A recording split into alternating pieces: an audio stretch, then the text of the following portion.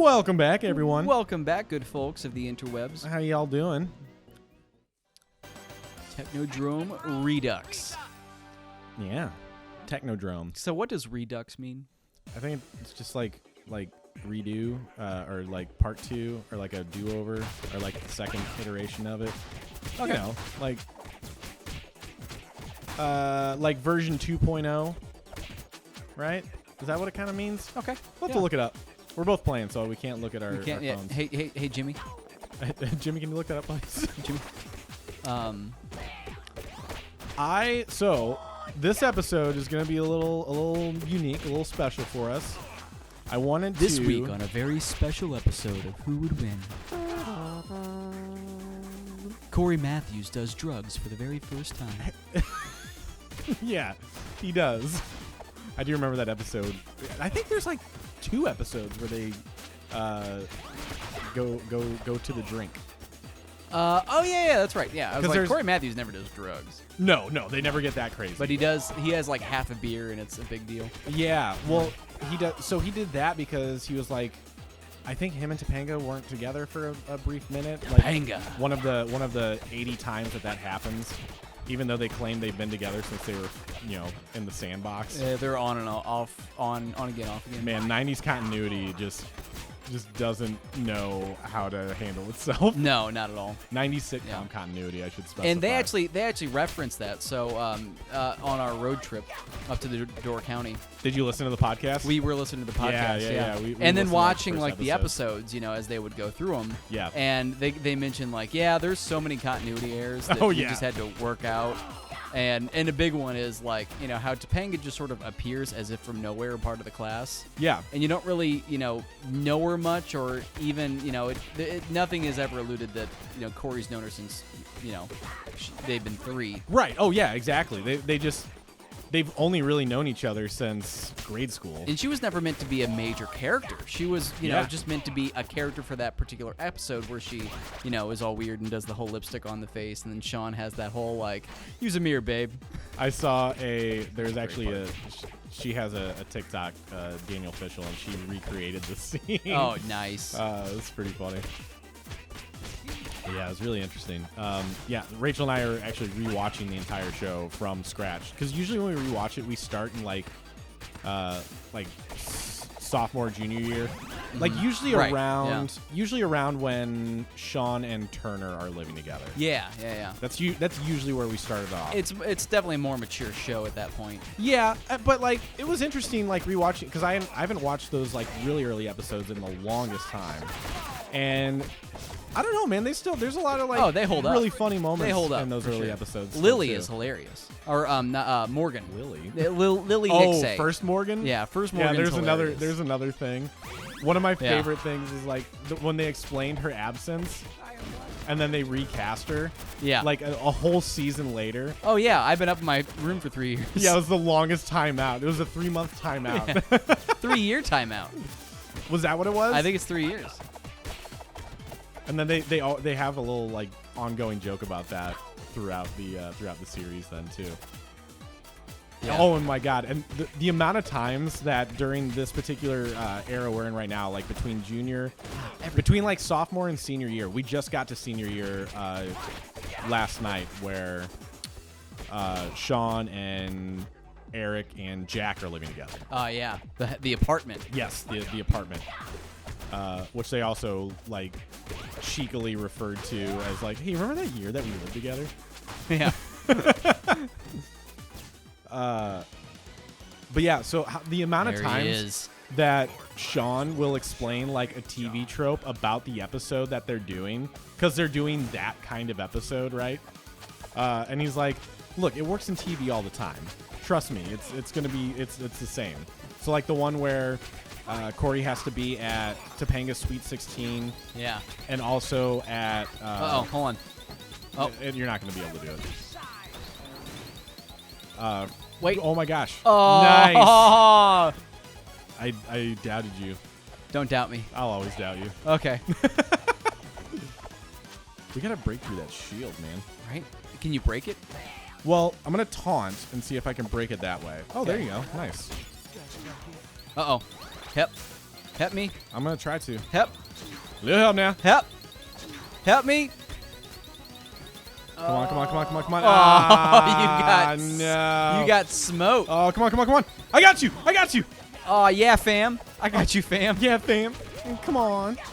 But yeah, so that during that episode, Sean's like, here's what you got to do. It's the classic Fred Flintstone, Water Buffalo, and Pebble's birthday thing. And he's like, well, I clocked it in at around 70 seconds per place that you can be at. Uh-oh. Should I go for it? Yeah, just take him down. Just take him down. Oh, I leveled up. I got super flying attack. You're still wrecked. I am wrecked. Yeah. Sorry, I left you behind. Oh, save me. Please save me. Oh, no. Oh, no, I think you're going down. Oh, God, I think we're going down, bud. Oh, come on, come on, come on, come on, come on. Yes, you got me. Maybe no, I didn't. We're both dead. Okay. I'm dead. You're dead. We're both dead.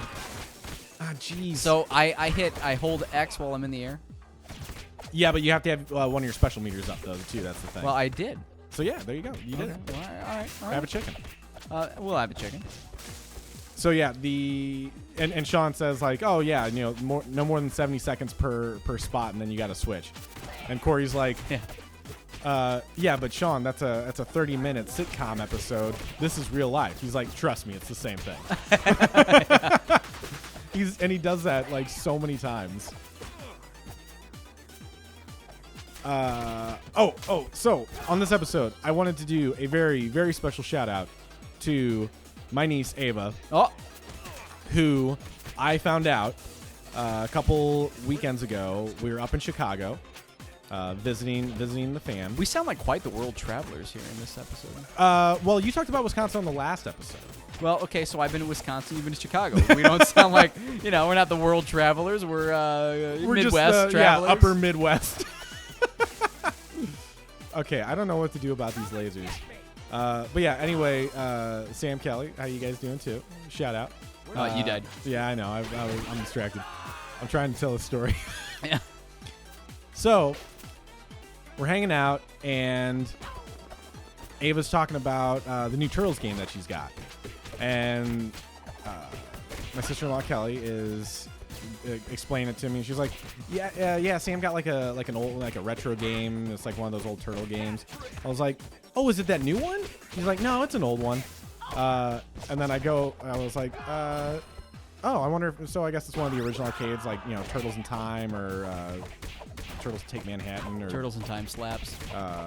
The time, or what was it? The Manhattan Project, and then the something Stone or something like that.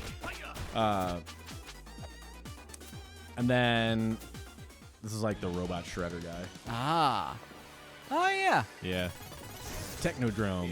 Oh, no, Chrome Dome. Chrome Dome. Technodrome is the dome that we're in. Oh, you know what? I think we can only, if I'm remembering correctly, we can only hurt this guy when he gets back from a certain animation. Yeah. Like this. Yeah, so when he comes back. Wow, it's like Mike Tyson's Punch-Out. It is kind of like Mike Tyson's Except Punch-Out. we're the ones getting punched. We're the punchies. Punchy. Get him, Punchy. Schmozz me. Punchy. Punchy. Oh, yeah, get that barrel. Ow, I got it too much. Okay, now we got to get him. Use the super attacks. Super attacks. Yeah, there we go. All right. See? That's how you do it. That is working. That's working. That's the way you do it. That's the way you do it. So yeah, so she, she's like, oh yeah, it's one of those old games or whatever. But it's not. And then Sam turns it on because he was like, oh yeah, Brett, Rachel, you should play this super fun game with Ava. She's like really good at it. And we booted it up, and I was like, oh yeah, it is the new game. She's like, but it looks like an old game. Kelly was like, but it looks like an old game. I was like, oh yeah, no, it's just like that style, that 2D sprite style or whatever. But yeah, they do they do a really good job of giving you the nostalgia feels of the old Turtles arcade games. Well, and there's something that and I think this is pretty apparent in this generation of gaming, where there's something about the old formats that just work. Oh yeah, dude, they're tried and true. Yeah, and especially now, like you have all these new pixel artists that are really into it and kind of refining it. Like this, it's like how synthwave music, like the Midnight and guys like that are are doing a version of 80s music There it is. that isn't actually how 80s music sounded or was made by any means. It's a refined version of it, or it's homage? it's what you think it sounded like. Yeah. Oh yeah. You know what I mean? Right. It's a memory trick on you almost, where like you are using these sounds and you're recreating these things that didn't necessarily exist, but Right. you're still evoking that feeling, which is a really cool thing. Let's do the next level here. But anyway, so I sat down and I played this game with Ava, and she was awesome at it. It was super, super fun. We went through a couple levels. I think we actually we fought the dinosaurs when we were playing. We did a couple Oh wait, levels. I'm flying. And then I can't remember if Rachel got to play too or not. I think she did. Yeah, you Are we just blocking these? you just gotta jump over them. Just gotta surf. Oh, just scurfing. Just scurfing, bud. Ooh, look at that. They kind of look like. Did you ever have moon cheese when you worked at Starbucks? No. It's like it was freeze dried cheese balls. Why would that be a thing? Was it good? Yes and no. They're weird, and like at first you eat them and you're like, this texture is awful. It's literally what it is. It's a freeze dried cheese ball. But then someone says, "Hey, Brett, you want another one?" You're like, "Yeah, okay." But then you just get like, because it has a little bit of a crunch, and then you you just kind of keep chewing it, and you're like, this has all the things that I like about cheese, just not the moisture. Just dry cheese. It's dried cheese. And I mean, it's similar to. Have you ever made homemade Cheez-Its? No. You just you cut up your cheese into little squares. If you want to put the hole in the middle and the little crimped edges, you can do that with a fork. Wow. Sprinkle a little salt on them and just bake them. And it's just baked cheese, and it's not all the fake ingredients and stuff like that. It's kind of like that. The homemade Cheez-Its, I would say, are a little bit better. Or you could do them in like a. Oh, it's the pizza monsters. Oh, you remember those guys? I usually love pizza. No. Yeah, well, don't eat these guys. Maybe you could eat them. Like when Pizza the Hut locked himself in his car and ate himself to death. He ate himself to death. I'm trying to remember how. I think you just gotta pick them out of the ground. And There just you hit go. him. Yeah. Get him with the super. Oh, Ooh, he got you with them tendrils of cheese. He got me with the Them sauce. cheese tendrils, buddy. Yeah. You can pick off that coral and like maybe get some stuff. Oh! He got me. Sliding into home. Come on.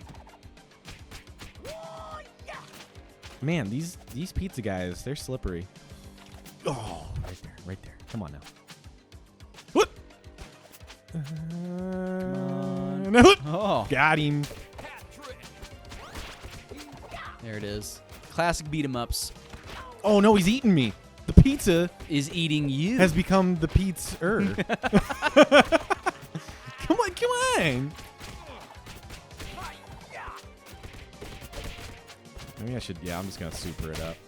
There you go. It's like you got it. If you got it, flaunt it. Oh, get that hyper pizza, dude.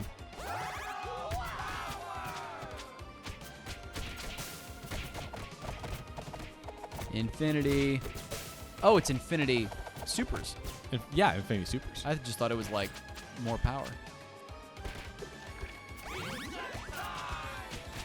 I was gonna kind of add to the whole recreating nostalgia, or making your own, refining the palette, as it were. Sure. So yeah, a lot of these 2D beat 'em ups, and a lot of people are doing even like platformers and RPGs and stuff like that. One of the best games of the year, probably Metroid Dread, is basically a recreation of Super Metroid. Sure. Oh yeah, absolutely. And it works. A little bit different because it is the fully 3D environment, just on a it's built as a 2D platformer. Mm-hmm. Whereas this is like Straight 2D. truly 2D pixel style art, although it's not pure pixel art. It's like the movement. You have so much more. There's more color palette. There is more you wouldn't be able to get the animation this smooth on a Genesis or Super Nintendo or anything like that. So that's what I mean by like taking the form that works so well and making it feel very familiar. Need help. I'm coming. Making it feel very familiar while still Thank you. improving upon it and making it something for the next generation. Well, and when you think about like the Nintendo 64, the PlayStation, PlayStation 2, even GameCube, were there any like major league 2D platformers or 2D based games that came out on those platforms? I can't really think of any. Man, I'm sure there were. Oh, for GameCube, did you ever play Beautiful Joe? No, but we were talking about that on. Did we talk about it? Okay. Yeah. And I have a funny story about that. It is a sweet game. I heard it was a good game. I'm done again. I might be able to get you. I didn't buy it because it was like 2D based. Oh yeah, right. You're like, I'm ready for full 3D. Yeah, and that's why during that time it was you like had Jak and Daxter and. Why is this not 3D open world? You killed me. Yeah. You killed me. I didn't let me down. No, I didn't. It wasn't me. It was the one-armed man. Yeah. So like, Jak and Daxter. What was the other one? Oh, Ratchet and Clank. Yeah. Muggsy and Bogues. Johnny and Jimmy. Are you saying games again? Yeah, these are games. Come on. Yeah, that's fine. I let you die, so you can let me die. Oh, were you? Oh, do you need help? Sorry. Yeah, no, it's Whoops. fine. Whoops. Hey, Pete. Let me pass the egg beater. Here we go. Wait, Donatello?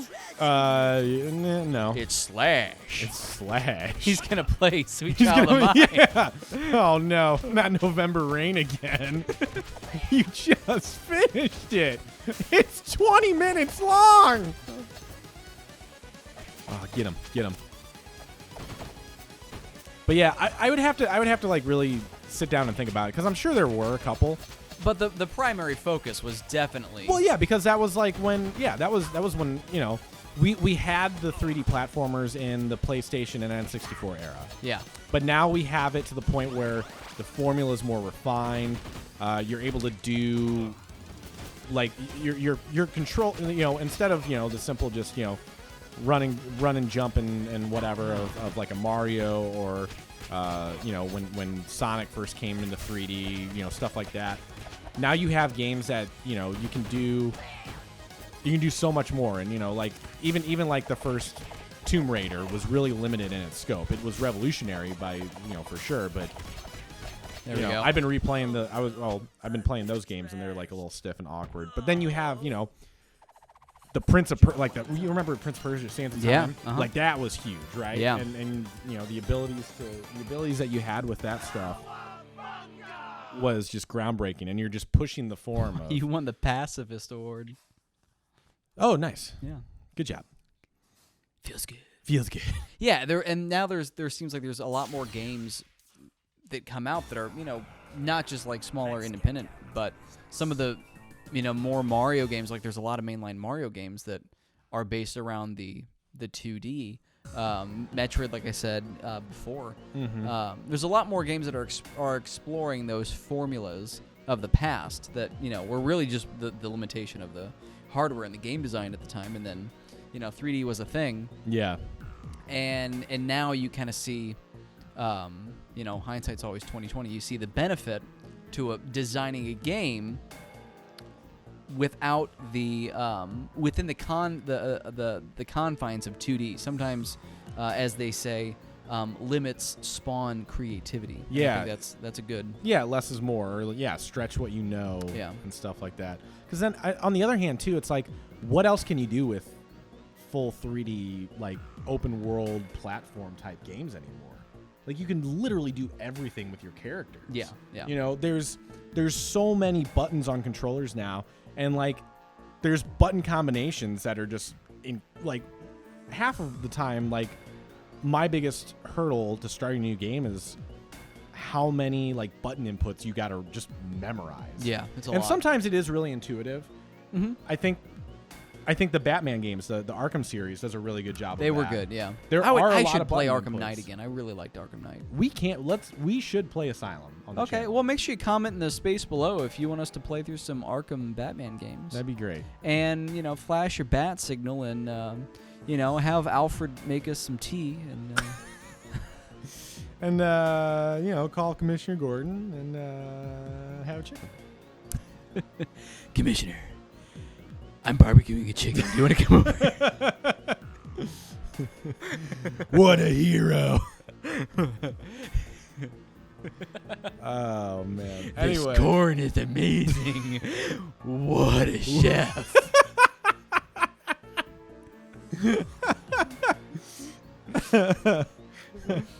Oh, man. Well, on that note.